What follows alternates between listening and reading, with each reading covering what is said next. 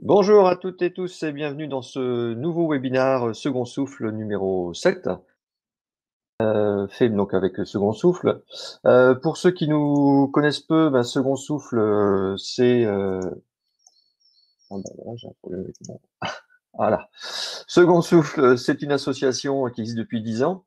Nous avons aidé plus de 1000 entrepreneurs et nous les avons accompagnés. Second Souffle, c'est plus de 300 bénévoles répartis sur toute la France, 17 antennes, des événements tels que les journées 24 heures pour rebondir, les jeudis du Second Souffle et le dispositif Mon Coach Entrepreneur. Alors, pour ceux qui connaissent peu cette plateforme Livestorm, je vais vous expliquer deux, trois petites choses. Vous avez sur le côté droit de votre écran un onglet chat et un onglet questions qui se trouve tout en haut. Donc, les chats, c'est pour discuter entre vous. Et les questions, c'est pour nous poser vos questions très importantes auxquelles nous répondrons à la fin de ce webinaire. Pour poser vos questions, vous avez le bouton tout en bas. Et vous pouvez également voter aux questions, les questions les plus pertinentes. Donc vous appuyez une fois sur la petite flèche et vous votez. Par contre, si vous recliquez une deuxième fois dessus, vous annulez votre vote. Si vous avez des soucis techniques, son ou vidéo, vous avez le lien qui se trouve tout en haut. Voilà. Ce webinaire, donc c'est à peu près 20 minutes de discours avec Nicolas Doucerin et 40 minutes pour répondre à vos questions. Donc vous voyez, on laisse beaucoup de place à l'interactivité. Bonjour Nicolas. Bonjour, comment vas-tu mon cher William? Impeccable. Même le 1er mai, on travaille chez Second Alors, Souffle. Tu vois. mais tu sais que la législation va changer bientôt. Ce sera plus la fête du travail, mais la fête du télétravail le 1er mai. Ah, d'accord, très Voilà. bien. Ben oui, on change, on Oui. s'adapte. C'est la transformation de nos modèles. Oui. Alors, à la fin de ce webinaire, on vous présentera le sujet de la semaine prochaine, qui, croyez-moi, on va atteindre des sommets. C'est quelque chose de spectaculaire. On vous dira la semaine prochaine, Nicolas ne sera pas tout seul. Non. On sera avec une autre personne. Et vraiment, restez avec nous jusqu'à la fin pour découvrir le prochain sujet de la semaine prochaine. Voilà, je vous laisse. Je Vas-y, peux, Nicolas. je confirme, on va faire un webinaire exceptionnel. Donc toujours vendredi prochain de 14 heures à 15h15, 15h30. Voilà, avec un invité, vous le verrez, exceptionnel. Et on aura effectivement l'occasion de vous en dévoiler un petit peu plus à la fin du sujet que nous allons traiter aujourd'hui. Très bien. Eh bien, à toi de jouer, Nicolas. Parfait. Alors, mes chers amis, écoutez, c'est un plaisir de vous retrouver. Je le dis d'autant plus qu'on commence à rentrer sérieusement dans le dur. Cette crise sanitaire dure maintenant depuis pas loin de 2 mois. Ces périodes de confinement commencent sérieusement à peser sur les esprits et sur les corps, même si on a quelques petits signaux de déconfinement en fonction des départements, des régions, mais on voit au final que tout ça va prendre beaucoup de temps. Voilà, qu'il faut prendre beaucoup de précautions et comme pas grand monde ne maîtrise ce virus, c'est vrai qu'on a une espèce de zone d'incertitude qui est parfois extrêmement anxiogène. Je le dis parce que j'interviens beaucoup sur les réseaux sociaux, j'interviens beaucoup en ce moment avec énormément de webinaires, plusieurs par semaine, et au fil du temps qui s'écoule, je vois bien les questions, les inquiétudes, les angoisses, et de se dire finalement de quoi va être fait demain. Alors, l'objectif, c'est pas de fuir les problèmes. Je pense que pour les résoudre, il faut au contraire les affronter. Et aujourd'hui, on va traiter d'un sujet qui est évidemment capital. Ce sont les hommes et les femmes qui composent votre entreprise. Voilà. Alors, si vous êtes auto-entrepreneur, bien évidemment, c'est-à-dire seul dans votre entreprise, je dirais que c'est aussi important, c'est sans doute même un petit peu plus difficile parce qu'il faut maintenir sa propre motivation. Mais vous savez, je vais commencer déjà par dévoiler l'une de mes grandes faiblesses.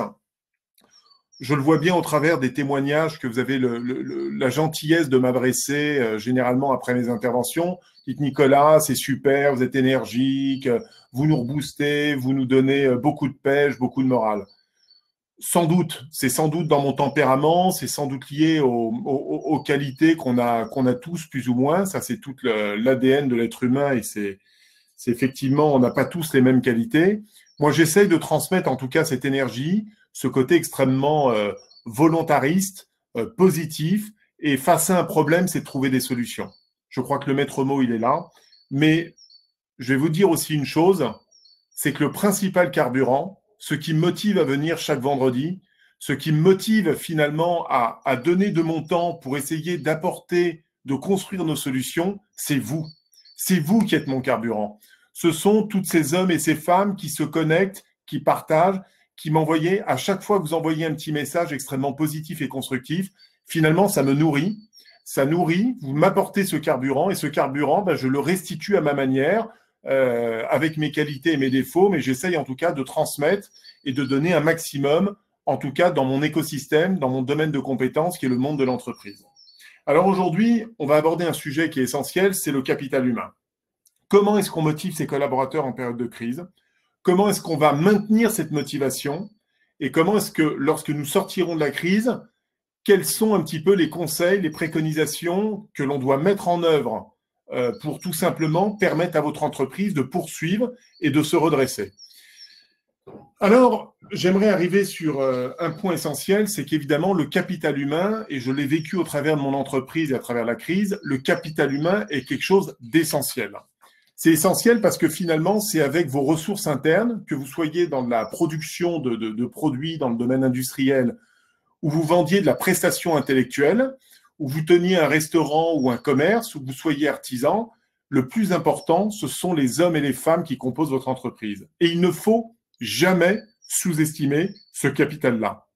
C'est important parce que, en tant que dirigeant, en maintenant un bon niveau de motivation, en assurant une communication de qualité, vous vous retrouvez, vous allez motiver vos collaborateurs et vos collaborateurs vont vous le restituer d'une certaine manière. Et c'est surtout ce qui va vous permettre à vous, chef d'entreprise, c'est ce que je disais au préalable dans l'introduction, ça va vous permettre de maintenir votre motivation, de vous donner ce petit coup de boost, cette énergie et qui est nécessaire pour l'intérêt collectif. Alors en pratique, je vais vous donner quelques préconisations. D'abord, quand on traverse une période de crise comme nous la vivons actuellement, et dans des conditions extrêmement particulières, il faut absolument que vous soyez attentifs aux signes de démotivation de vos collaborateurs. Alors, je sais que c'est important parce que j'ai rencontré un grand nombre de managers qui n'ont pas ce qu'on appelle d'intelligence intuitive, c'est-à-dire qui ont du mal à capter les signaux faibles d'un collaborateur. Mais un collaborateur, ce n'est pas uniquement un salarié dans un poste donné, pour lequel finalement on se retrouve et puis on regarde qu'avec sa fenêtre de tir, c'est-à-dire qu'au niveau de son job, de son périmètre. Un collaborateur, c'est un homme ou une femme qui a une vie en dehors de l'entreprise, qui peut être marié, qui peut vivre seul, qui peut avoir des enfants, qui peut être dans une situation de stress importante, ou pas d'ailleurs, dans une phase un peu euphorique de sa vie. On traverse tous des étapes différentes et c'est important de mesurer ces signaux. Ces signaux, ils sont évidemment d'autant plus importants lorsque l'on est en période de crise comme on l'est actuellement. Pourquoi? Parce que tout ce qui est interne, mais également externe à l'entreprise, je vais vous parler par exemple des médias. C'est sûr que si on écoute ce brave monsieur Salomon à 19h tous les jours en allumant sa télé, c'est pas en l'écoutant qu'on va se remonter le moral et que finalement on va repartir avec une bonne dose d'énergie. Voilà, parce que nous communiquer sur les morts, les victimes de l'Italie, de l'Espagne, des grands pays à longueur du journée, du matin au soir, du soir au matin, sur toutes les chaînes, j'allais dire d'infos, c'est tout simplement usant pour l'esprit. Aujourd'hui, on a besoin de maintenir ce moral-là. Et votre rôle, c'est vraiment de détecter les signaux faibles. Alors, les signaux faibles, on les détecte comment? D'abord, quand vous êtes dans votre entreprise, des signaux faibles, c'est par exemple des pauses café, des pauses cigarettes qui vont s'allonger. Voilà, il y a un risque, c'est des espaces de temps qui sont importants, mais lorsque ça commence à s'allonger, il peut y avoir plusieurs raisons. D'abord, il peut y avoir une raison qui est liée au manque d'activité professionnelle, c'est-à-dire s'il n'y a pas d'activité, on a tendance, ce qu'on faisait en une demi-heure, on va mettre 1h30 pour le faire, on va allonger les pauses, et tout ça va gangréner petit à petit l'entreprise.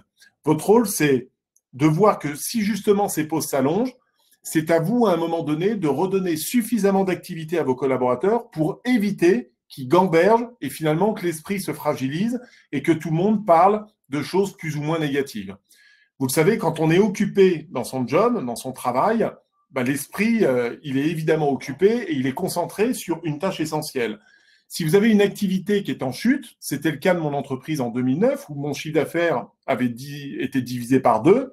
En gros, mes collaborateurs avaient moitié moins de missions, donc de travail à effectuer.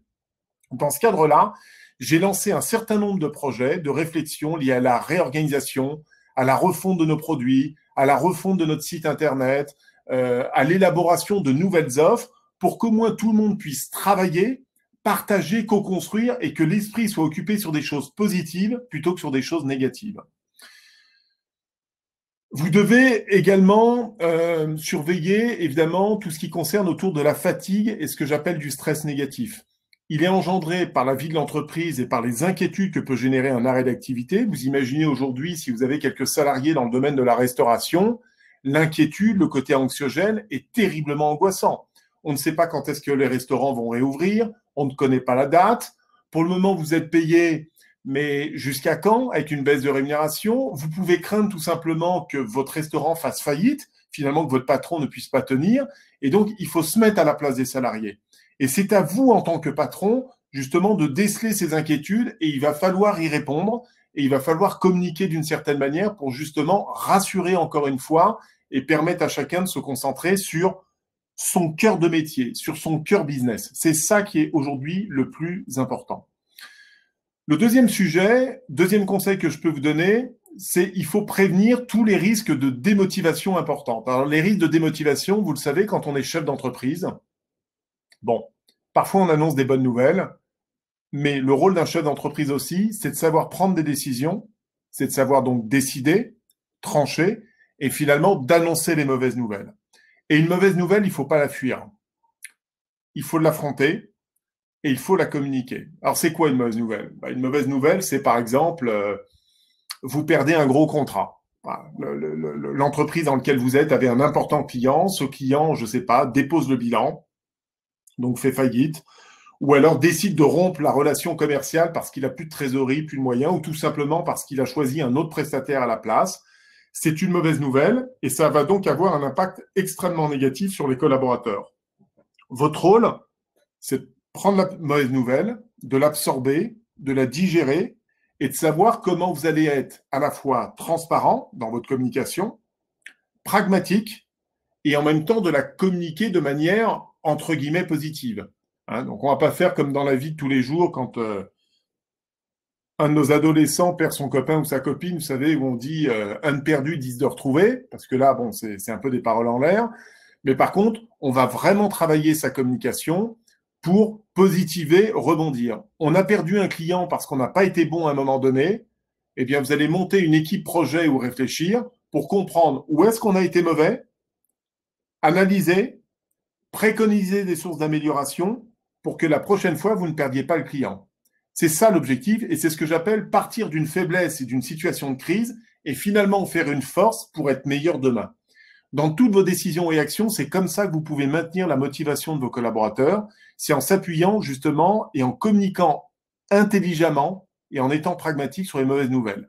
Ça va être éventuellement des mesures de licenciement. J'ai eu beaucoup de questions sur le sujet.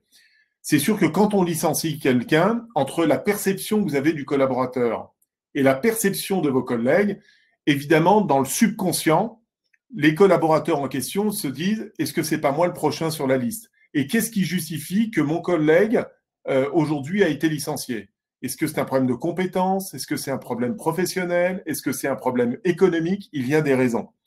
Et évidemment, il y a une législation. C'est-à-dire qu'on peut dire des choses et il y a d'autres choses, évidemment, qu'on ne peut pas dire.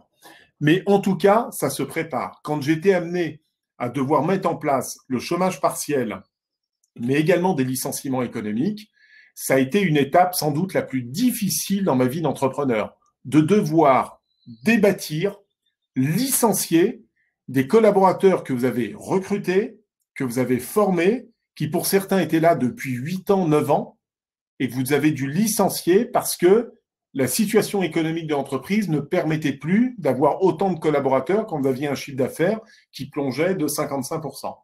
Je rappelle en plus qu'à l'époque, la mise en place du chômage partiel était loin d'être simple, c'était même ultra compliqué. Il fallait attendre parfois 2 mois, 3 mois l'autorisation de l'inspection du travail pour mettre en place le chômage partiel. Et surtout, nous avions autant de formulaires différents et de temps différents d'une région à une autre, pour vous montrer la complexité du système en 2008-2009. Là-dessus, c'est une bonne nouvelle. Le gouvernement en a tiré toutes les conséquences et il y a eu de très très nets progrès puisque maintenant on a pu mettre en place le chômage partiel immédiatement avec beaucoup de simplicité.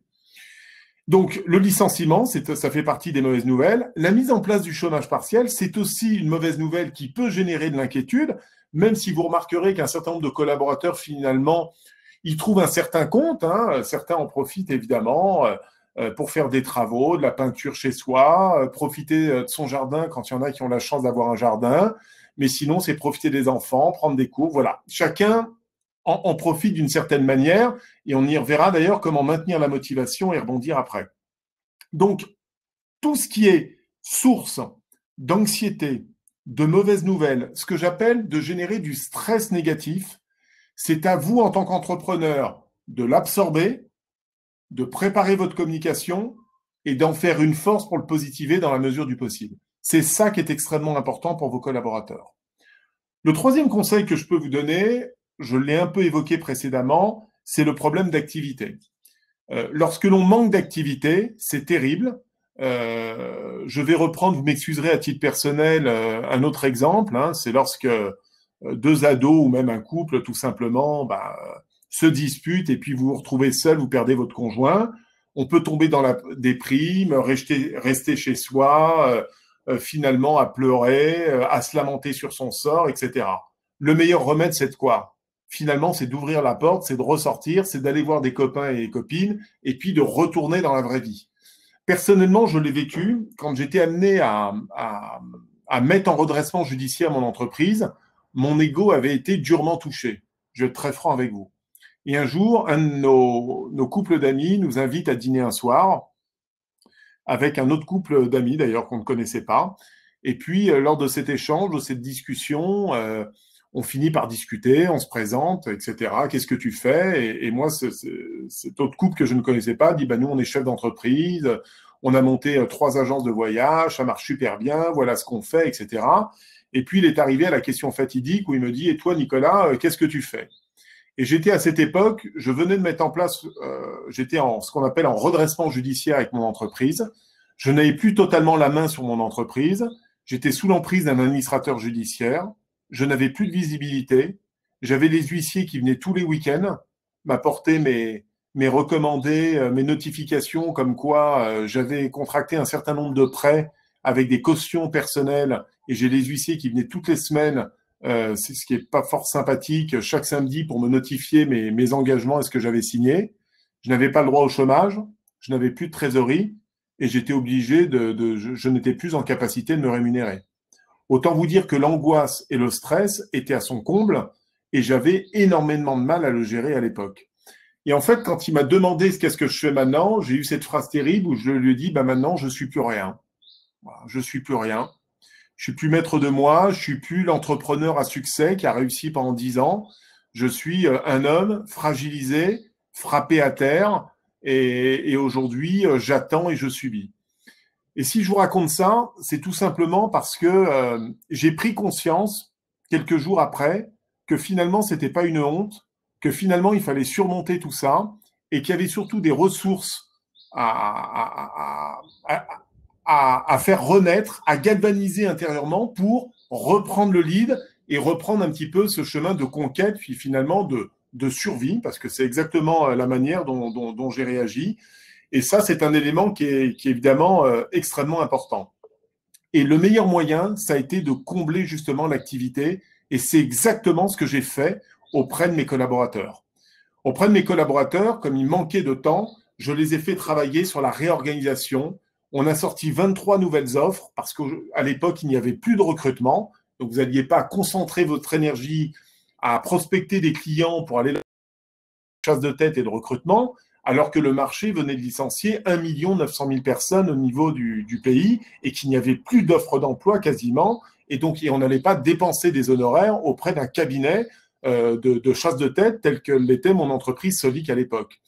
Et donc, on a développé toute une nouvelle gamme de services. Et tout le temps qu'ils ont passé à élaborer, comme il y a eu 2 succès, mais 21 échecs également, il faut le souligner, eh bien, au niveau des 2 succès, ça a été mon terreau fertile pour remobiliser les collaborateurs, valider au bout de 6 mois le plan de continuation et permettre à l'entreprise de rebondir, de repartir et d'être à nouveau en capacité de payer les salaires, les charges et la dette qu'elle avait contractée.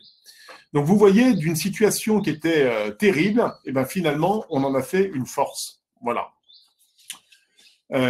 Donc, le meilleur conseil que je puisse vous donner, c'est qu'il faut agir avec force, avec détermination, pour permettre à chacun de pouvoir se projeter. C'est vraiment vital au niveau de vos équipes. Voilà. Si vous avez quelques collaborateurs, il faut vraiment s'attacher à ça. C'est cette énergie de montrer que c'est possible. Alors, c'est sûr que vous n'arriverez pas à les projeter à 2 ans, à 3 ans, en disant c'est bon, 2022, on va doubler de chiffre d'affaires, tout va aller bien. Non, ça sert à rien. Mettez des objectifs à court terme, à 2 mois, 3 mois maximum, peu d'objectifs, mais mesurables, quantifiables et surtout atteignables. Et petit à petit, c'est un peu comme si vous montiez le col que vous vouliez monter en haut du Mont Blanc. Ce sera un sujet qu'on abordera peut-être vendredi prochain, entre autres. Eh bien, avant d'atteindre les 4810 mètres ou 811 mètres, je ne sais plus quelle est la taille du Mont Blanc aujourd'hui, mais avant d'atteindre le sommet, il y a des paliers, il y a des étapes, et tout ça, ça se fait collectivement. Sans collectif, vous n'atteindrez jamais le sommet. Jamais. Voilà. Et ça, c'est vraiment un moment extrêmement important. Donc, l'enjeu pour vous, c'est vraiment d'occuper intelligemment vos collaborateurs. Voilà. Si vous manquez d'activité, il faut les occuper par l'organisation, refondre les process, qui peut être autour de la qualité, de la production, comment on peut optimiser, améliorer, et surtout, investissez sur l'intelligence collective. J'ai énormément appris, et je vais vous dire comment j'ai procédé. À l'époque, quand on n'en avait pas le business, j'ai organisé des petites tables de 4-5. On était par deux avec une feuille, un crayon et un paperboard. Voilà. Et j'ai dit à tout le monde, on travaille. On a des cerveaux, il y a de l'intelligence, il n'y a plus de recrutement, mais on doit faire notre chiffre d'affaires. Donc, quelles sont nos qualités? Quelles sont nos compétences personnelles que vous avez pu développer chez Solic, donc l'entreprise que je dirigeais, mais évidemment par rapport à votre passé, vous avez tous un passé, vous avez des diplômes, vous avez des expériences réussies, vous avez connu des échecs et des succès. Qu'est-ce que l'on peut mettre tous ensemble pour élaborer de nouvelles offres capables de correspondre à un besoin du marché, donc pour générer du chiffre d'affaires, de la marge, et donc pour préserver et sauvegarder nos emplois? Eh bien, j'ai été très, très surpris. En période de crise, finalement, quand une crise débute, on ne connaît pas ses collaborateurs. J'allais dire que c'est un peu comme quand on est en couple, qu'on traverse une phase très difficile, on peut perdre un job, on peut perdre une entreprise, on peut être en redressement judiciaire. Il y a très peu d'amis qui restent, très très peu. Généralement, on les compte sur les doigts d'une main. Et quand on a de vraies difficultés, on dit toujours que nos amis, on les tient sur les doigts d'une main. Eh bien, dans l'entreprise, c'est un peu pareil. C'est lorsque vous rencontrez une crise brutale, violente, un imprévu, que vous apercevez des collaborateurs les plus solides et de ceux qui, au contraire, baissent les bras et s'effondrent. Et ce qui est un élément important, c'est que les piliers que vous pensiez avoir avant la crise ne sont pas forcément les piliers que vous aurez pendant la crise. Et ça, c'est un élément très, très, très, très important. Et moi, par exemple, durant mon entreprise, je pensais avoir 2 piliers extrêmement importants. Le jour où j'ai annoncé que je me remettais en redressement judiciaire mon entreprise, et lorsque j'ai indiqué qu'il n'y avait que 2% des entreprises qui se mettent en RJ qui s'en sortent, ces 2 piliers, je pensais être piliers, sont venus me voir dans mon bureau et m'ont demandé au bout de 48 heures à être dans le plan de licenciement et à quitter l'entreprise. Et ça m'a donné un gros coup au moral sur le coup. Je me suis dit, mais c'est pas possible. Si eux partent, jamais je n'arriverai à redresser mon entreprise. Mais la bonne nouvelle dans cette histoire, c'est que j'ai aussi des personnes, des collaborateurs, et notamment je parle d'une collaboratrice en particulier, pour lequel honnêtement, on n'aurait pas misé 1 euro. On aurait pu penser qu'elle était extrêmement fragile et qu'une telle crise comme ça allait l'accabler. Eh bien, elle s'est révélée d'une résistance exceptionnelle, d'une capacité à se battre hors norme, et elle a contribué énormément au redressement, à organiser la résistance en interne et à permettre à l'entreprise de sortir du redressement judiciaire et à valider ce plan de continuation. Et en fait, c'est là où j'ai énormément appris durant cette crise, c'est que c'est vraiment dans les difficultés qu'on s'aperçoit des vrais soldats, des vrais collaborateurs et surtout des qualités personnelles euh, un peu exceptionnelles qu'il faut avoir dans des situations extrêmement complexes. On pourrait le voir dans le monde. Les sportifs, d'ailleurs, sont des exemples assez exceptionnels. Les sportifs qui ont été blessés, pour ceux qui suivent le golf, ça a été le cas de Tiger Woods, qui n'a pas gagné un titre du Grand Chelem pendant 10 ans, qui a subi 6 opérations du dos, sur lesquelles tout le monde avait parié que jamais il ne pourrait gagner à nouveau, et qui, l'année dernière, à force de tenir, de résister, de s'entourer des meilleurs autour de lui, voilà, il a fini par regagner le titre du Grand Chelem le plus prestigieux, Augusta, exactement l'année dernière en 2019. On l'a dans notre période, évidemment, dans les périodes de l'histoire, de la Seconde Guerre mondiale, avec les mouvements de résistance qui se sont faits. Hein, il y en a toujours plus c'est toujours difficile, mais c'est souvent lorsque le pays est au pied du mur qu'on s'aperçoit finalement de ses instincts de survie et de ses capacités exceptionnelles qui se révèlent. Et encore une fois, il n'y a qu'en période de crise qu'on peut constater, observer et de savoir véritablement quelles sont les qualités premières de ses collaborateurs. Le quatrième conseil que je vais vous donner, c'est que dans une équipe, lorsqu'on a la chance d'avoir une équipe, bien évidemment, on a des piliers. Généralement, on n'en a pas beaucoup. C'est ce que je viens d'évoquer précédemment. Mais on en a quand même quelques-uns. Il faut absolument s'appuyer sur vos piliers. Vous ne gagnerez jamais seul. C'est un pilier, ça s'entretient également. Vous, il va vous nourrir parce que si vous savez que vous avez une ou deux personnes capables de comprendre votre stratégie, de l'appliquer, et vous savez qu'ils vont pousser avec vous pour entraîner ceux qui sont plus défaitistes et qui vont avoir tendance à râler, à critiquer en permanence, parce que malheureusement, ça fait partie un peu de l'état d'esprit, ça va vous aider à maintenir votre morale au-dessus du niveau de flottaison et surtout à trouver les ressources exceptionnelles qu'il va vous falloir pour finalement entraîner tout le monde. Donc les piliers, ça se manage, ça s'entretient, c'est le petit SMS d'encouragement du matin, un petit SMS. Vous envoyez un petit message positif, il va soutenir un appel d'offres, petit SMS, il va communiquer auprès des équipes sur les mesures d'hygiène que vous allez mettre en place, vous envoyez un petit SMS, vous passez un petit coup de fil. C'est des petites attentions. Il ne faut pas grand-chose. C'est souvent les petites attentions qui font toute la différence et finalement qui va se savoir au niveau de l'équipe et donc derrière qui va contribuer finalement à la réussite.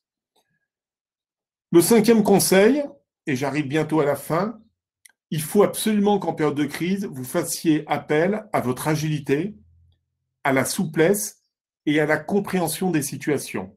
On ne peut pas manager en situation de crise comme on le fait en période ordinaire. Voilà.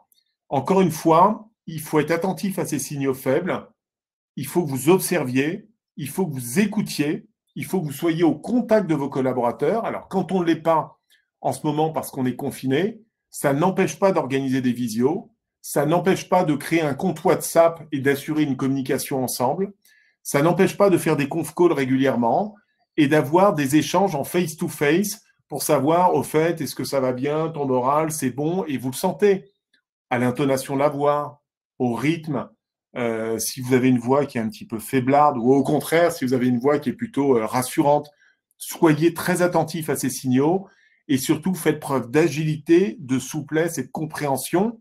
Voilà, c'est un peu ce que j'appelle la main de fer dans le gant de velours. Il faut du drive, il faut de la fermeté, mais en même temps, il faut mettre toutes les précautions nécessaires pour ne pas engendrer du stress négatif supplémentaire.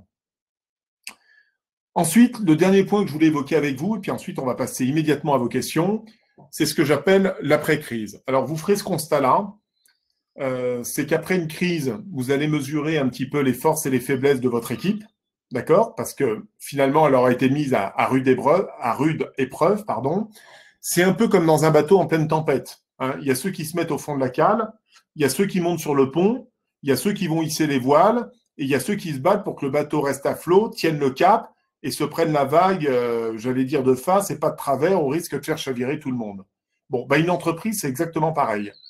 Votre rôle, c'est de garder le cap.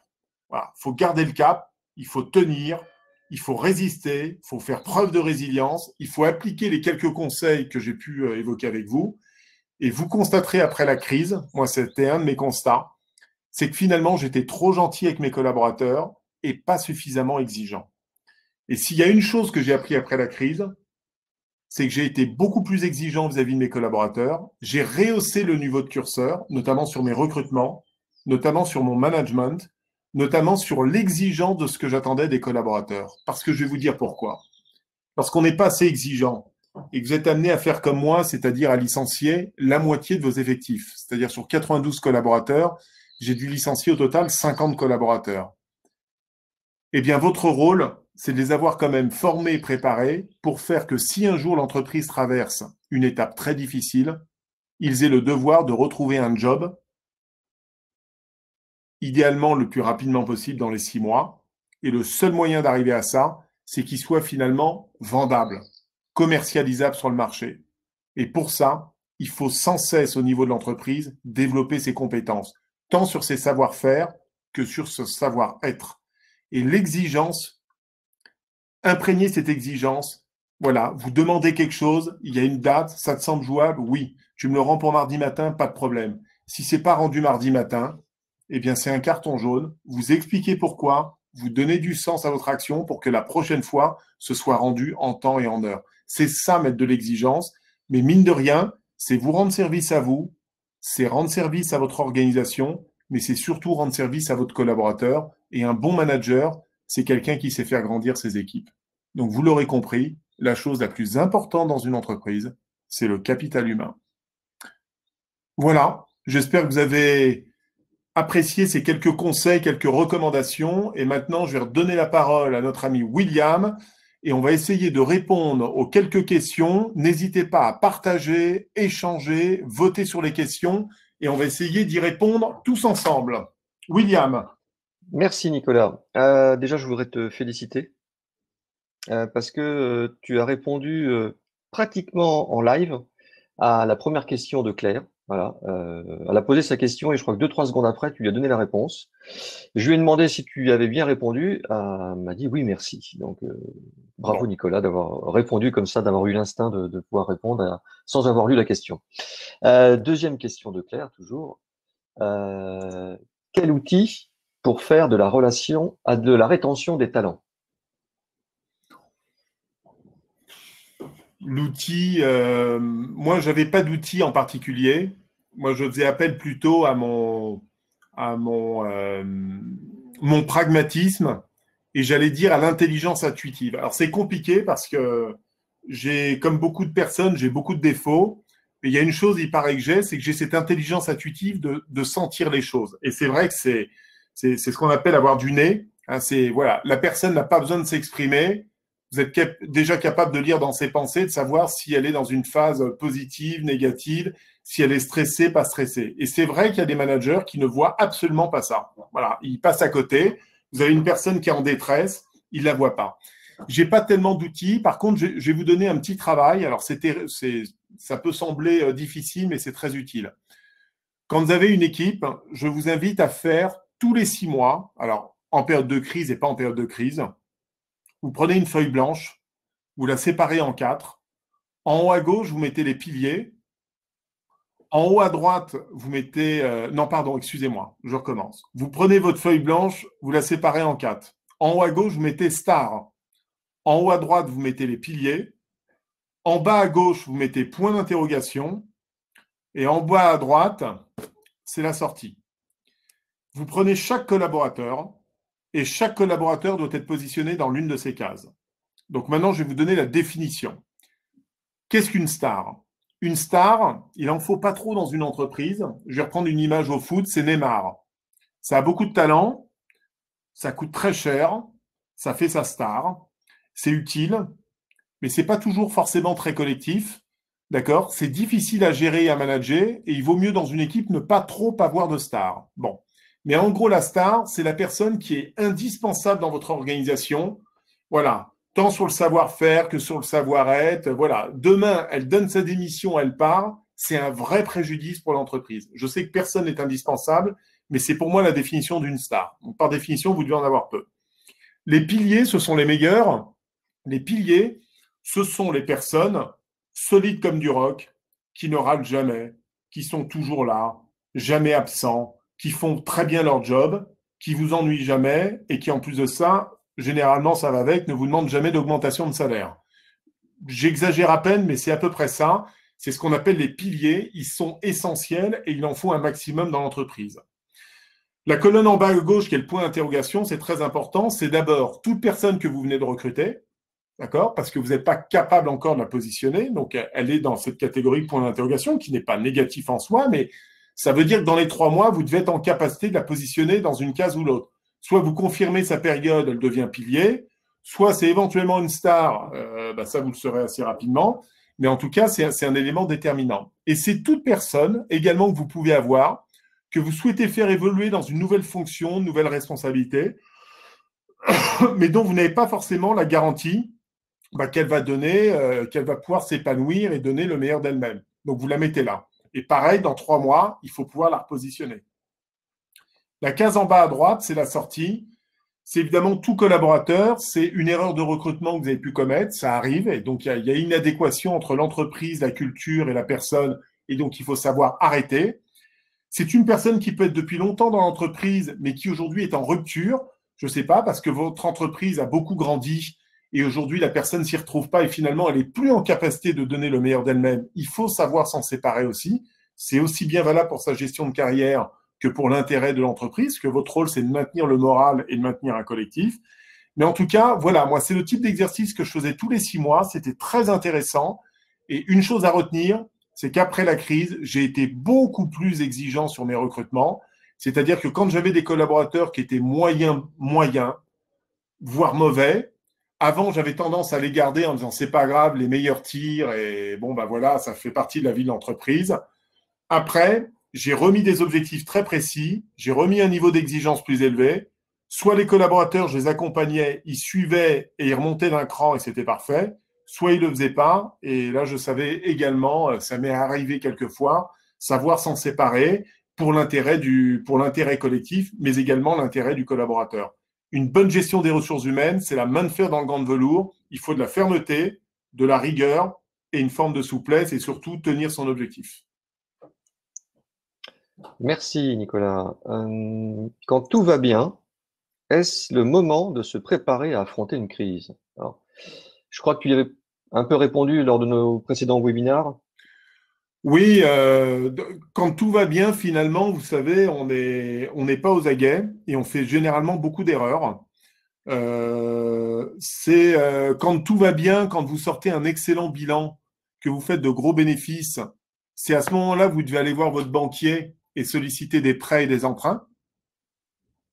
Vous devez demander de l'argent quand vous n'avez pas besoin d'argent.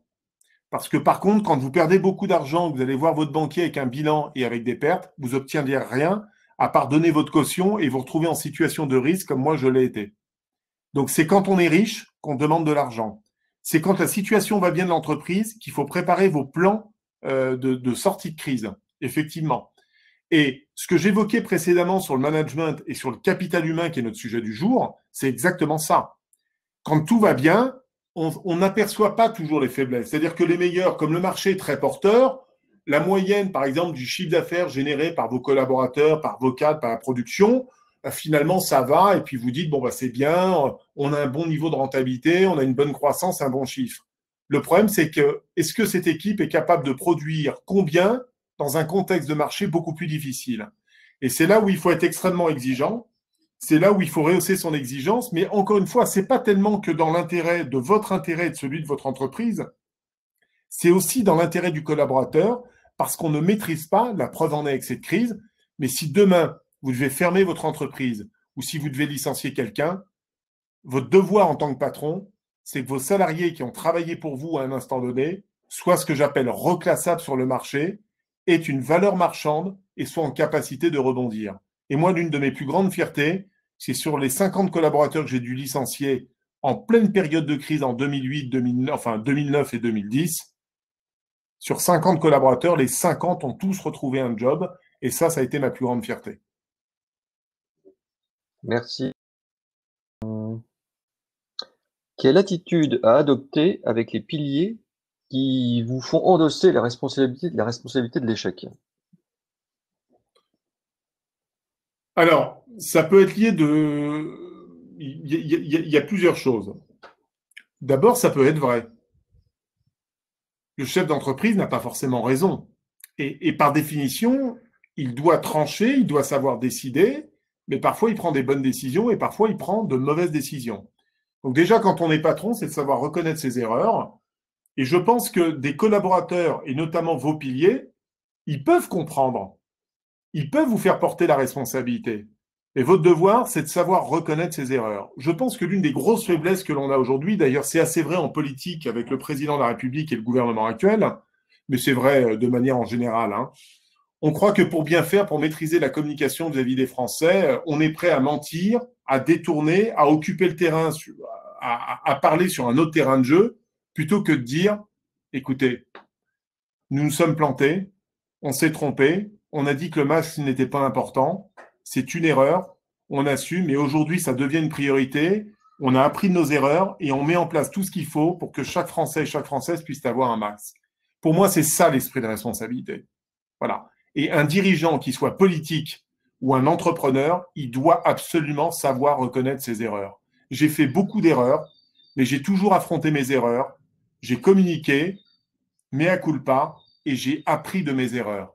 Mais donc, il ne faut jamais fuir, il faut déjà se poser la première question, c'est est-ce que quand on me fait le reproche, finalement, d'être une partie du cause de l'échec, est-ce que je n'ai pas une part de responsabilité dedans? Donc, comment vous l'enclenchez? Vous prenez vos piliers. D'abord, il faut communiquer, c'est ce que j'appelle la réunion du pot pourri, c'est-à-dire vous faites une réunion soit physique, soit en visio, on met tout sur la table et on se dit les choses. Voilà. Et votre rôle, c'est de prendre le bon et le moins bon, d'en extraire, d'apprendre, et ensuite vous élaborez votre plan. Vous pouvez partager avec votre conseil, avec votre coach, avec un ami, une relation, et vous revenez vers vos piliers et vous donnez du sens à chacune de vos actions. Il y a trop de managers aujourd'hui qui prennent des décisions, que ce soit des patrons ou des managers d'équipe, qui prennent des décisions et qui aujourd'hui disent « on vous demande de faire ça, vous faites comme ça, c'est comme ça ». Non, une entreprise, ça ne fonctionne pas comme ça. Et que vous soyez technicienne de surface. Quand on demande, par exemple, dans mon entreprise, je passais du temps notamment avec cette femme de ménage, cette technicienne de surface qui faisait le ménage dont personne ne s'occupait tous les matins parce qu'elle venait à 5 heures du matin dans l'entreprise. Je passais aussi du temps avec elle de temps en temps pour lui expliquer l'importance de maintenir un bon niveau d'hygiène, que les étagères au-dessus devaient être nettoyées tous les 2 mois de poussière à cause des acariens, des risques, etc. Eh bien, le fait de s'intéresser à elle, d'expliquer pourquoi est-ce que j'attendais ça, et pas je vous demande de faire comme ça parce que je paye un prestataire et c'est ce que je vous demande, de donner du sens, eh bien, j'avais toujours de bien meilleurs résultats. Et je pense que c'est ce qu'il faut retenir aujourd'hui. Donc, pour répondre à la question sur les piliers, la responsabilité, posez-vous d'abord la question si vous n'avez pas une part de responsabilité. Première étape. Deuxième étape, engagez le dialogue, partagez, provoquez justement pour qu'ils vous disent les choses, qu'ils aient le courage de vous le dire et accepter la critique, accepter. Ensuite, vous analysez, vous tranchez, vous repartez sur une nouvelle décision et que vous partagez à nouveau avec vos piliers. Et surtout, mettez pour que les piliers soient de vrais piliers et que vous puissiez finalement appuyer votre décision, eh bien, au lieu de décider seul, décidez collectivement. Vous pouvez garder le lead et au final, c'est vous qui prenez la décision. Mais au moins, faites illusion, faites-les partager et vous verrez que dans un grand nombre de cas, vous tirerez bénéfice de 1 ou 2 idées qui viendront améliorer votre projet de réorganisation ou de décision de telle sur telle action. Et finalement, ce sera extrêmement bénéfique parce qu'au lieu d'avoir 2 personnes qui ne poussent pas avec vous, demain, ils pousseront avec vous. Très bien. J'en ai une aussi pour toi. Moi, quelle attitude adopter lorsque ce sont mes collaborateurs qui viennent me remonter le moral?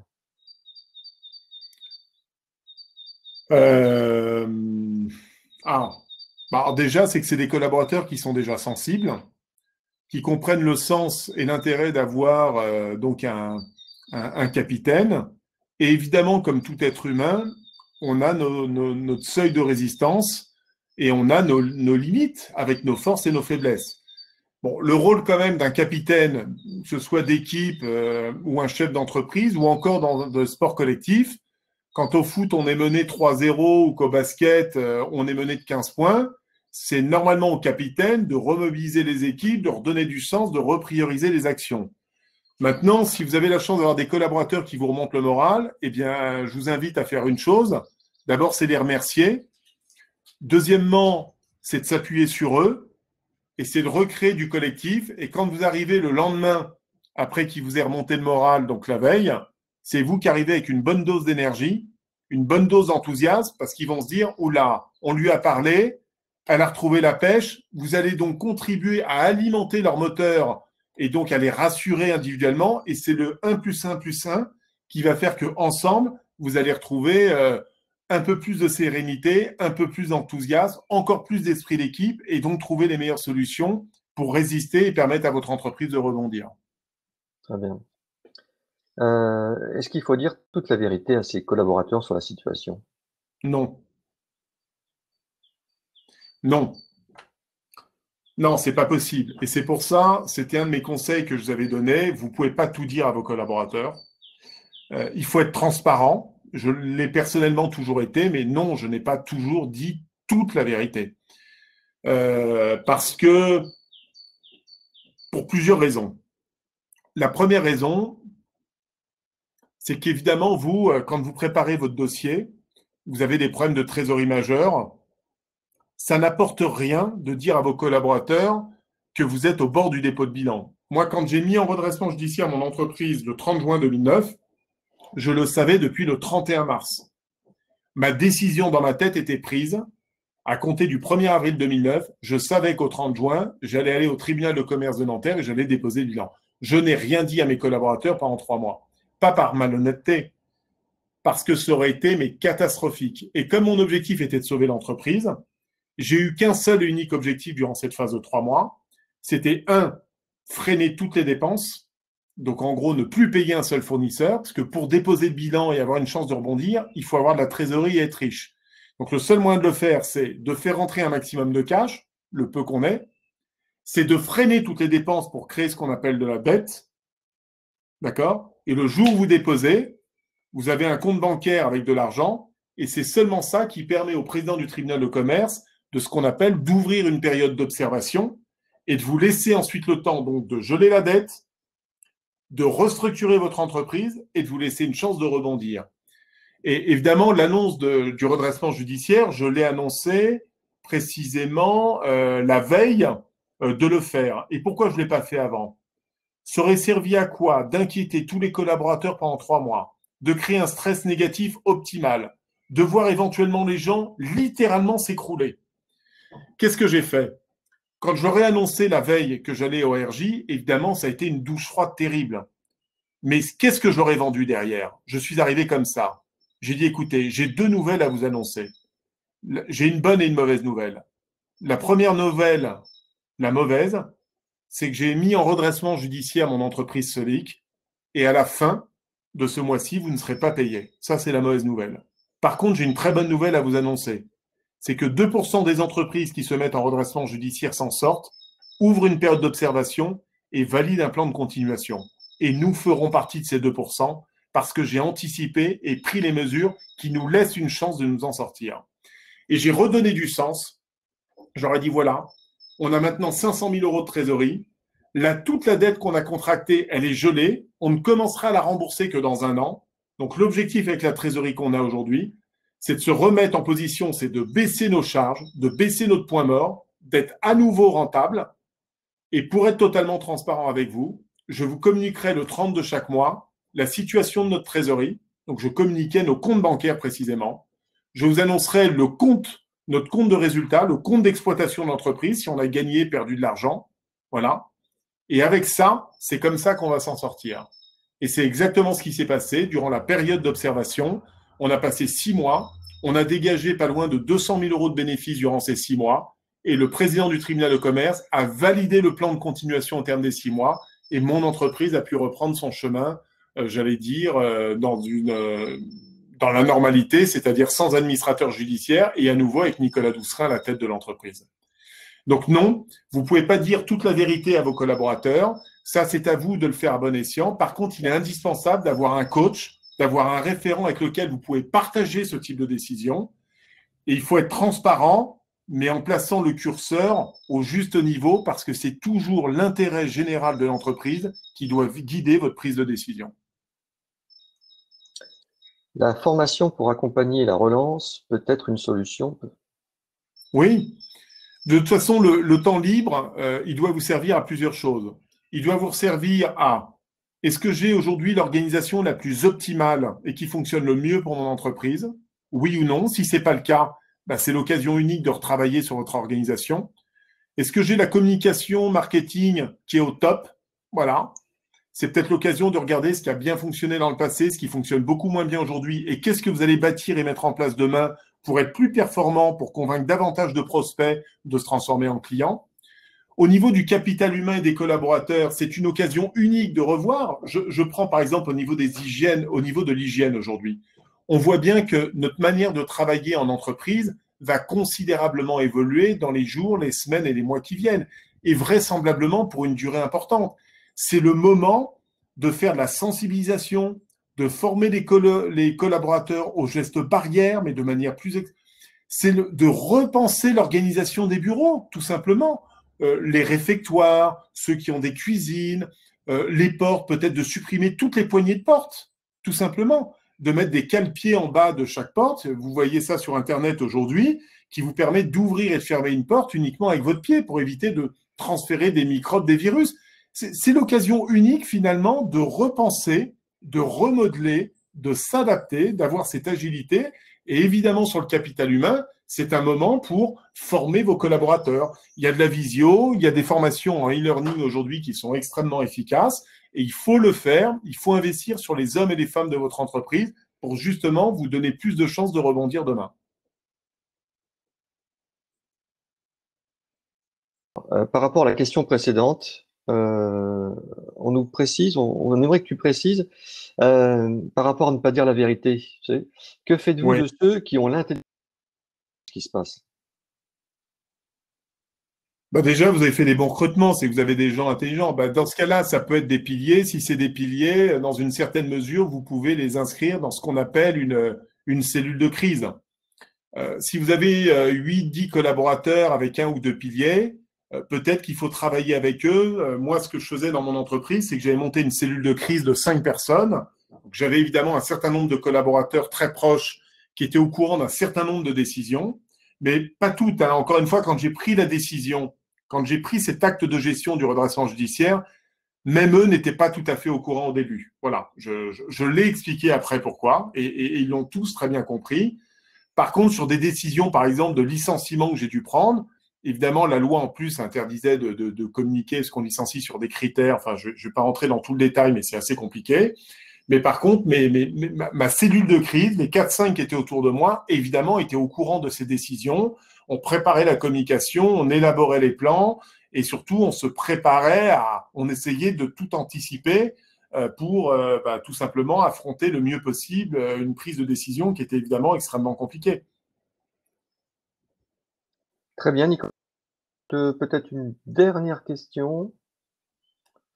On vient d'en poser une autre. Doit-on garder à n'importe quel prix un collaborateur clé? Doit-on céder au chantage si cela peut mettre en difficulté la société? Non, mais vous avez déjà la réponse dans la question. C'est-à-dire que moi, je me suis toujours intéressé à une chose, c'est l'intérêt collectif. C'est-à-dire, pour moi, ce qui m'a toujours guidé dans mes prises de décision, c'est l'intérêt général de l'entreprise. Si vous avez un collaborateur qui fait plus de mal en interne qu'autre chose, parce que c'est un peu une star qui se croit indispensable, mais que derrière, il est capable de démotiver l'ensemble d'une équipe, évidemment, c'est un gros problème et il faut recadrer ça très rapidement. Ouais, on l'a vu dans le foot, hein, vous vous souvenez de France 98, avec la fameuse non-sélection d'Éric Cantona par Didier Deschamps. Je crois que c'était le sujet. Hein, ce n'était pas le talent d'Éric Cantona qui était remis en cause.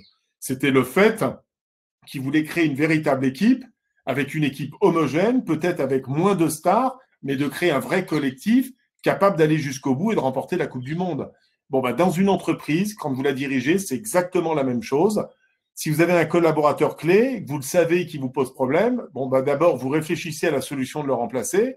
Donc, première question que vous devez vous poser, c'est est-ce que vous avez un collaborateur en interne qui est capable, pourquoi pas, de le remplacer? Donc, faites l'exercice que je vous ai dit tout à l'heure, hein, et faites de la vraie gestion des ressources humaines. Si ce n'est pas le cas, bah, avant de vous en séparer, vous anticipez sur le recrutement. C'est une solution. Et une fois que vous avez la solution, bah, vous vous séparez de la personne. Voilà. Et vous préparez votre plan de communication. Un chef d'entreprise, il ne faut jamais l'oublier, c'est quelqu'un qui a des phares, des anti-brouillards et qui est capable d'anticiper. Donc, essayez de ne jamais de vous mettre en situation de faiblesse. Je l'avais dit d'ailleurs, William, souviens-toi, je crois qu'un certain nombre d'entre vous vous en souvenez, c'est valable pour la trésorerie. Quand tout va bien, généralement sur une petite entreprise, on a une banque. Quand tout va bien, votre banque, elle vous suit. Le jour où ça commence à se compliquer, c'est quand votre situation financière se dégrade fortement, que vous avez un seul banquier et que là, vous allez demander une autorisation de découvert de 10 000 ou 20 000 euros et que votre banquier va vous refuser. Et là, vous n'avez pas le choix. Vous vous retrouvez en lourde difficulté. Eh bien, votre rôle, c'est que quand ça va bien, et même si vous n'êtes pas très grand, eh bien, vous ouvrez un deuxième compte bancaire et vous partagez les flux auprès des deux banques. Ce qui fait que si un jour une banque vous laisse tomber, ben vous pouvez faire jouer la concurrence avec la deuxième banque et vous pouvez habilement négocier ou jouer. C'est-à-dire, quand vous faites une demande de prêt, ça peut être par exemple pour prendre une voiture en location longue durée, ça peut être pour investir sur du matériel informatique, ça peut être sur une autorisation de découvert, ça peut être pour financer du BFR, du besoin de fonds de roulement. Eh bien, à chaque fois, vous sollicitez deux banques, vous demandez des devis, vous regardez les conditions et vous faites jouer la concurrence. Le rôle du chef d'entreprise, encore une fois, c'est d'anticiper, c'est d'avoir les bons niveaux d'indicateurs et c'est surtout d'être en capacité d'avoir des solutions. Si vous vous retrouvez dans un certain nombre de cas sans solution, eh bien, vous vous mettez en situation de fragilité et de faiblesse et donc derrière, bah, c'est le risque de tomber et de mettre en péril votre entreprise. Ben, merci beaucoup, Nicolas. On a fini, William? Fini. J'avais juste il y a une petite question rigolote Vas-y, vas-y. d'un certain Julien R. Alors, Julien R, je ne sais pas qui c'est celui-là. Il vaut mieux une armée de 100 lions dirigée par un mouton ou une armée de 100 moutons dirigée par un lion? Bah, il vaut mieux 100 moutons dirigés par un lion, hein. Parce que je ne vous raconte pas 100 lions dirigés par un mouton, je ne sais pas ce que ça donne, mais ça ne va pas être terrible, hein. Ouais. Non, c'est ça, parce que si vous voulez, le mouton, il y a un côté effectivement un peu négatif dans la question. Moi, je crois beaucoup, encore une fois, à l'intelligence et au talent. Je n'ai jamais autant appris qu'en situation de crise, et parfois sur des gens très modestes, honnêtement, pour lesquels je n'aurais pas misé beaucoup, et qui m'ont trouvé des solutions et des idées simples, pragmatiques et pleines de bon sens.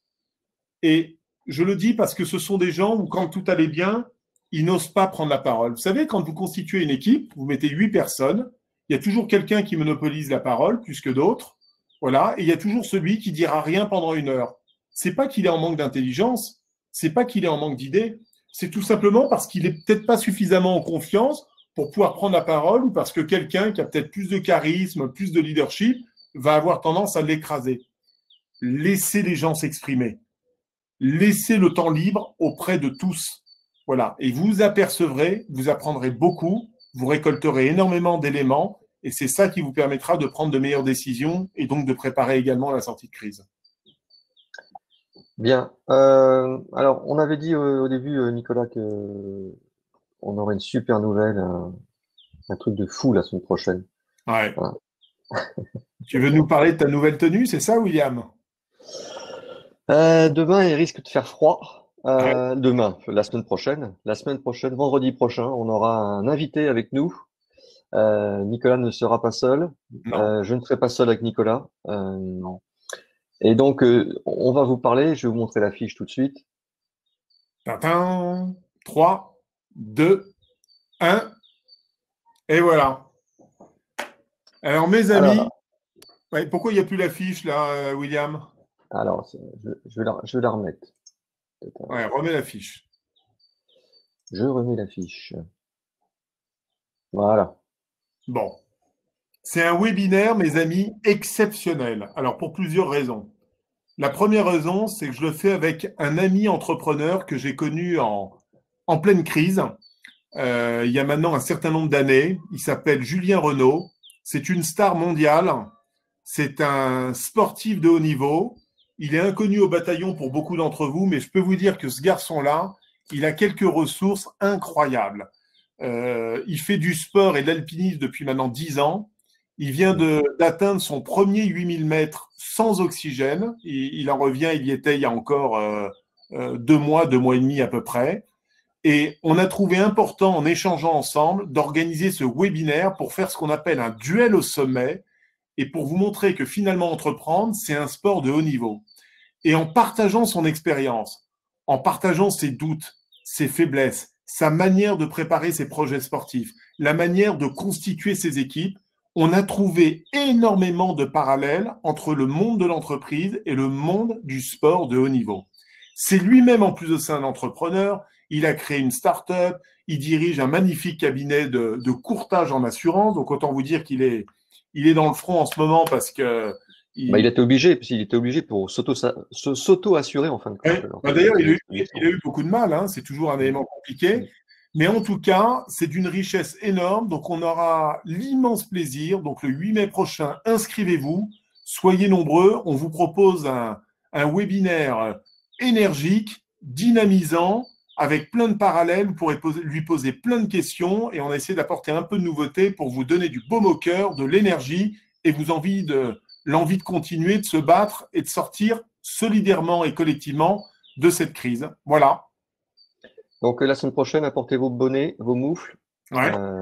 Ça va chauffer également, alors attention. Hein. Ça va chauffer. Et pour éviter tous d'avoir des petits frissons, parce que je peux vous dire qu'on a déjà préparé ce webinaire avec notre ami William, et je peux vous dire que quand notre ami Julien nous a expliqué quelques situations dans lesquelles il s'est retrouvé, je peux vous dire que ça fait froid dans le dos, mais ça va être… voilà, je suis le comparatif justement avec la crise qui va être intéressant. Exactement, exactement. Voilà, donc merci à tous. Je vous envoie à tous le lien pour le replay, le lien pour s'inscrire la semaine prochaine. Et puis, s'il vous plaît, un petit questionnaire. Hein, il y aura 4 questions à remplir. Vous n'êtes pas obligés. Ça reste anonyme. D'ailleurs, c'est grâce à vous qu'on a fait encore évoluer ce webinaire cette semaine. Donc, merci. Voilà, je vous envoie ça au plus tard demain matin, sinon peut-être avant ce soir. Voilà. Merci Nicolas. Parfait. Merci William. Merci encore à vous tous. Et encore une fois, gardez la pêche, soyez solidaires, soyons résistants et on finira par s'en sortir tous ensemble. Merci de votre fidélité. Merci. Bye bye. Bye bye.